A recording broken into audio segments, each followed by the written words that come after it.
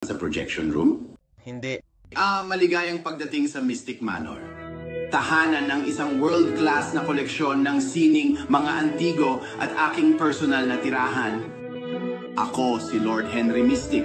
Ang batang kasama ko ay si Albert, ang aking kasama sa paglalakbay, katiwala at... Ako ha. medyo malikot talaga, hindi ba? So... Albert, ikaw iyon. Ngayon, tumakbo ka na. Shoo! Well, sa loob ng ilang taon na ngayon, nilibot namin ni Albert ang mundo sa paghahanap ng mga bihira at mahalagang artifacts para ma-enjoy mo habang nililibot mo ang aming tahanan sa Mystic Manor.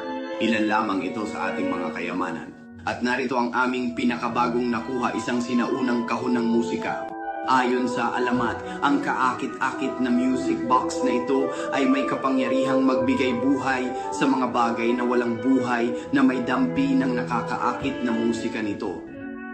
Pamahiin at katarantaduhan. Ay nako. Well, tingnan natin kapag binuksan natin ito, hindi ba? Albert?